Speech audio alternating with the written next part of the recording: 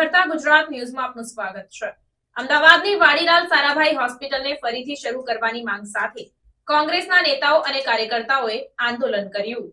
અમદાવાદની સૌથી જૂની સરકારી હોસ્પિટલ એવી વાડીલાલ સારાભાઈ હોસ્પિટલને ફરીથી શરૂ કરવાની લઈ વિપક્ષ કોંગ્રેસ દ્વારા ટાઉન હોલ બહાર આંદોલન કરવામાં આવ્યું। કોંગ્રેસના નેતાઓ અને કાર્યકર્તાઓએ ગુલાબના ફૂલ અને પ્લેકાર્ડ સાથે ગેટ વેલ સૂન તેમજ સેવ વીએસ હોસ્પિટલના બેનર સાથે હોસ્પિટલનું નવીનીકરણ કરી સુપર સ્પેશિયાલિટીની સગવડ સાથે શરૂ કરવા માંગ કરી હતી। મ્યુનિસિપલ કોર્પોરેશન દ્વારા સંચાલિત આ હોસ્પિટલ રિનોવેશનના નામે બંધ કરી દેવામાં આવી હતી અને નવી એસવીપી હોસ્પિટલ શરૂ કરવામાં આવી છે। છેલ્લા 4 વર્ષથી હોસ્પિટલ રિનોવેશન પાછળ કરોડો રૂપિયાનું બજેટ ફાળવવા છતાં પણ ભાજપના સત્તાધીશો કે કોર્પોરેશન તંત્ર દ્વારા રિનોવેશન કરાવવામાં આવ્યું નથી।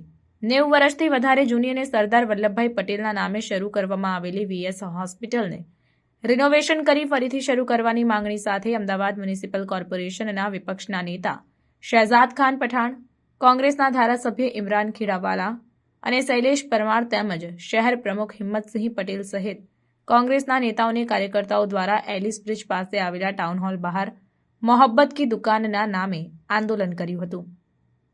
વીએસ હોસ્પિટલને લઈને અમદાવાદ મ્યુનિસિપલ કોર્પોરેશન તંત્ર અને ભાજપના શાસકો બીમાર છે, જેના કારણે તેઓને ગેટ વેલ સૂનના બેનરો સાથે કોંગ્રેસના નેતાઓ અને કાર્યકર્તાઓ સાથે મોહબ્બત કી દુકાનના નામે હવે ગુજરાતમાં ગુલાબનું ફૂલ લઈને આંદોલન કરવામાં આવ્યું છે।